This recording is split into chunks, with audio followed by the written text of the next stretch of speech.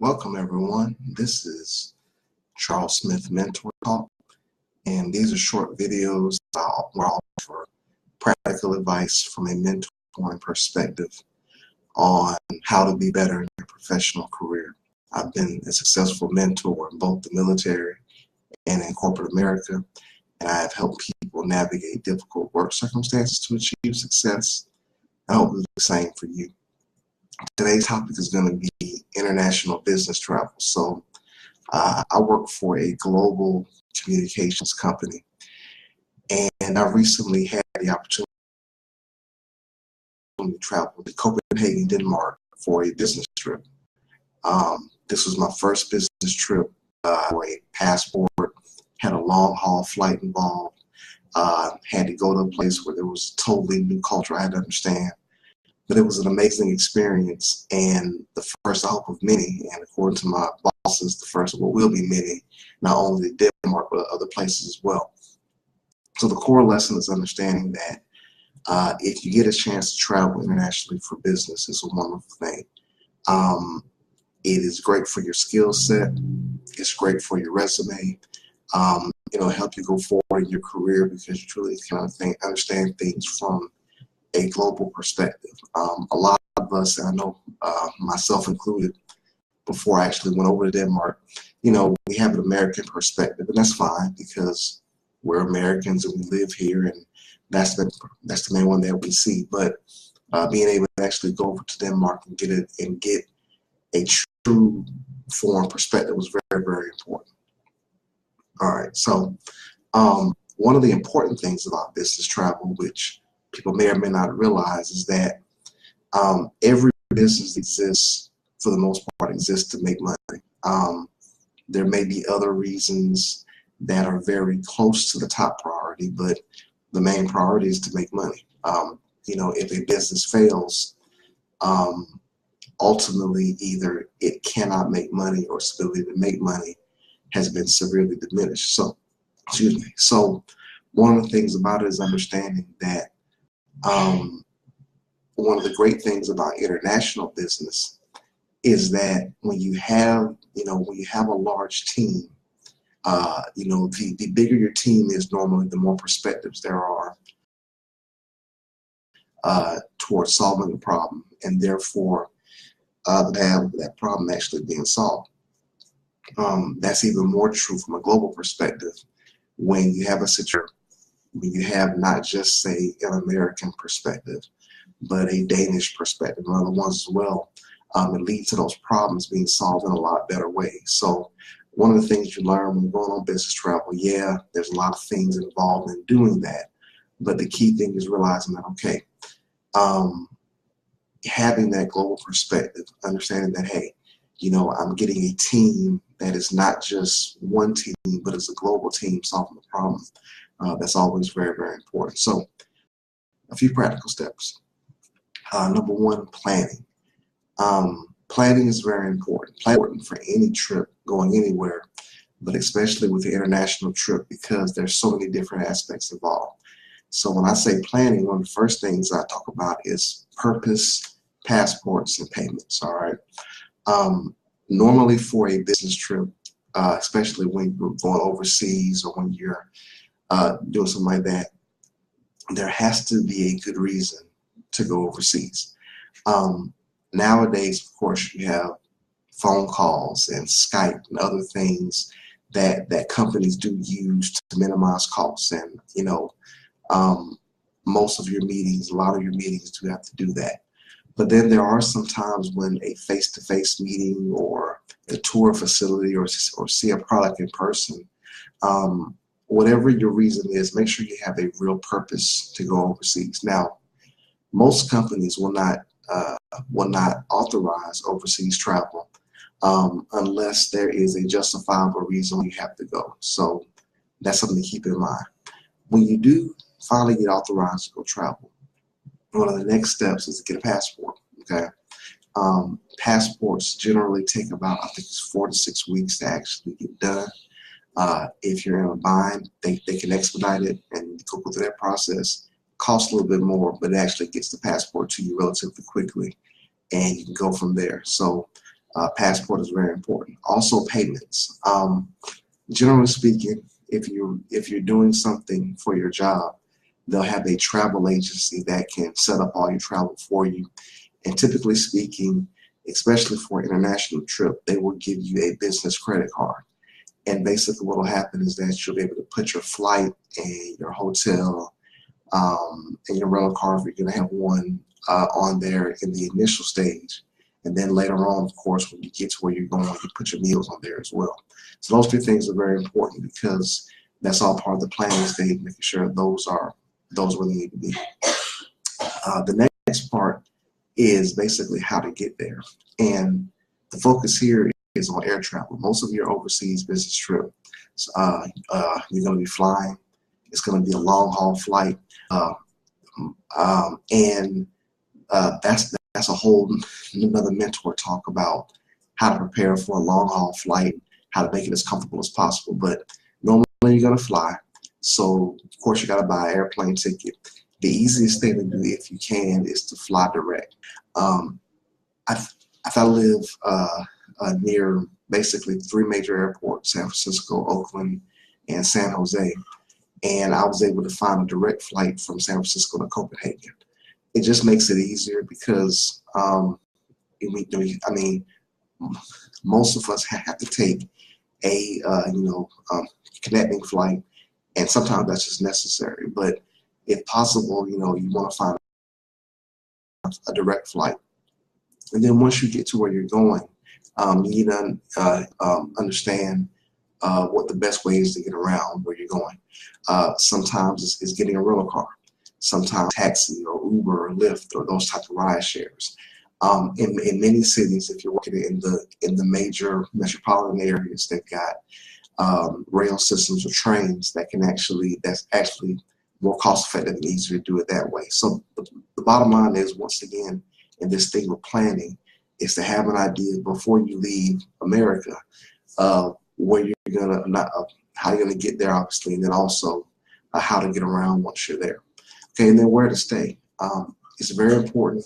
Most companies are going to have a list of approved hotels, so they'll tell you, these are the hotels you can stay in. And what you want to make sure, obviously, is that you're in a relatively safe location, especially going overseas. And if you're not used to the place that you're going, it's very important to make sure that wherever you're staying is a place that's safe, one that's not going to be near any bad neighborhoods, so that you can not have to worry about that during the trip.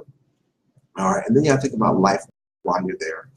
Obviously, like I said, again, safety is important. You want to make sure that that you understand where you're staying, that you understand, all those type of things. But also, of course, getting around while you're there. Although you have GPS, obviously, in most cars, either equipped with GPS or they'll let you rent one from the rental agency. It's important to kind of have an idea of where the main roads are, the main thoroughfares, in case GPS goes out or in case something else happens, that you kind of know what to do while you're there. But safety is very important. Know where the nearest hospitals are, know where police stations are, just in case something happens. Possible language barriers. There are a lot of companies that are what we call English friendly, to where people either speak English as a second language good, and so therefore you won't have to worry about translating anything or even speaking a foreign language, but just kind of know all that prior to you leaving. In Denmark, they're very English friendly, as far as the majority of Danish people speak English as their second language. So when I was there, going to hotels, going to restaurants, I did know a very little bit of Danish, but from the time that I landed to the time that I left, it was basically, in English. So, but that was Denmark. Places, other places may be different. So it really depends on where you're going. Currency. Something else is that most overseas countries now, currency is sort of an interesting thing. If you're paying with credit, most companies in their credit card transactions, they translate currency automatically. So, for example, when I was in Denmark, and I would pay for my meals or whatever I was doing. Basically, it would convert, I guess, kronas, which is what the Danish currency is, into dollars or vice versa. And so for me, it was kind of a transparent procedure. But if you want to carry around cash dollars, but they have currency exchanges, they can be currency as well. And there's debate on whether you should exchange your currency before you leave or exchange it after you leave. But like I said, that's all about where you're going. It's all about, you know, how long you're going to be there and whether there's a need for cash or whether your card will suffice. For me, there was not really a need to do the exchanges because I had a company credit card and I was able to pay for what I needed to, and they convert everything automatically. So that's very, very important. Phone plans.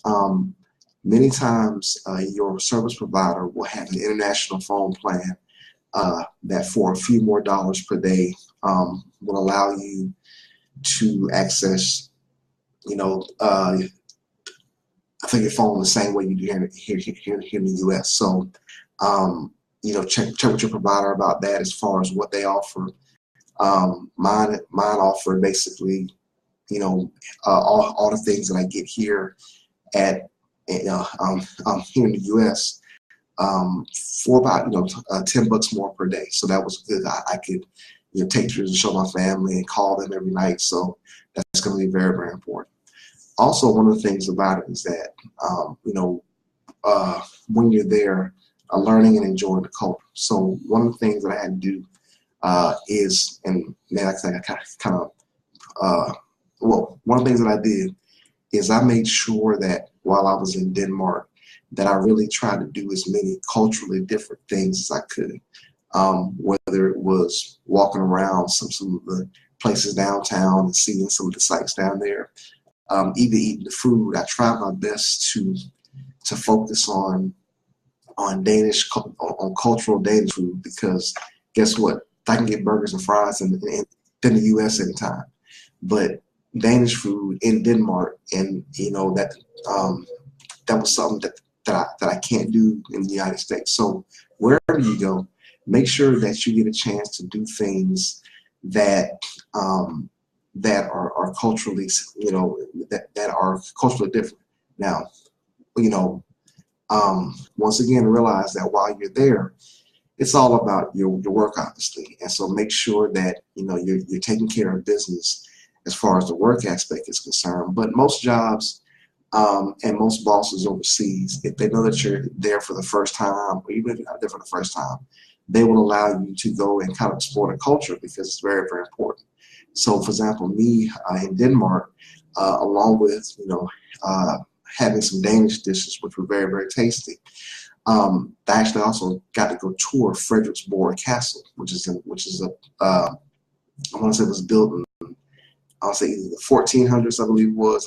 I could be wrong on that, but it was a good chance to see, you know, a part of Danish history and culture. So that's very, very important as well. All right, so that's all the planning part. Now, getting there, you know, long haul travel. You know, as much as I love flying, you know, being on an airplane 10 hours is not an easy thing to do.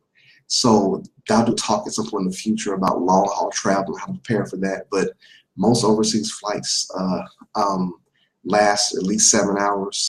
Mine lasted about 10 going, and about 11 coming back. So you got to be prepared for that as far as, you know, dressing comfortably, you know, choosing the right seats, very important, you know, knowing what to do during the flight as far as just keeping yourself busy but comfortable at the same time. Also, what's important is being situationally aware. You know, in every country you go to, even here in the United States, there's always a threat, possibly of terrorism, either domestically or nationally. And so the key is to make sure that wherever you go, that you're aware of the climate, of what's going on, that you're aware of, you know, what dangers may be wherever you're going, not just local ones, but threats internationally as well. And like I was saying earlier, you know, while you're there, try to enjoy the time that you can while you're there, doing things that you normally wouldn't do because you're at a different place and can enjoy that. All right, and then getting back home, obviously, long haul flight back. One of the things you have to do also go through customs, and it's kind of different for each country. I know for me, leaving Denmark, I had to go through passport control, and then I believe it was gate control, getting on the plane. And then when I landed in San Francisco, it was going through the customs. It's different, but basically customs is your entry back to the U.S., and they'll ask you where you went, and they'll ask you what you did. And that's a whole other talk as well about getting through customs and that kind of thing. And then for instance, for your job, obviously, I've done a big expense report where you list what all you did and those type things as far as the money you spent, hotel, flight, rental car, those type things. And then recovery. So I had a great trip over to Denmark. It was wonderful. The one thing I did wrong was I did not recover well. When I left Denmark, it was 12 p.m. in the afternoon, and Denmark is 9 hours ahead of California. So when I landed in California, because our flight coming back was about 11 hours, it was 2 p.m. I should have gone right to bed and slept the rest of that night, most of the next day trying to adjust, but I didn't. And that whole week was rough because I was on Denmark time still, and I was in the U.S. So take time to recover. Most jobs, they will allow you to have a day or two of recovery to kind of get back in sync with U.S. So be sure to do that, because what you don't want to do is have a great trip and then end up just being really tired once you get back because you didn't recover well. So make sure to recover well. All right, well, that's all for this Mentor Talk. Look, I hope you enjoyed it. I hope it's given you some perspective on international travel and how important it can be. Like me on social media, Facebook, Charles Smith Mentor Talk, Twitter @CS Mentor Talk, Instagram, CS Mentor Talk, and YouTube channel, Charles Smith Mentor Talk. Hope you have a blessed and pleasant day. Talk to you next time.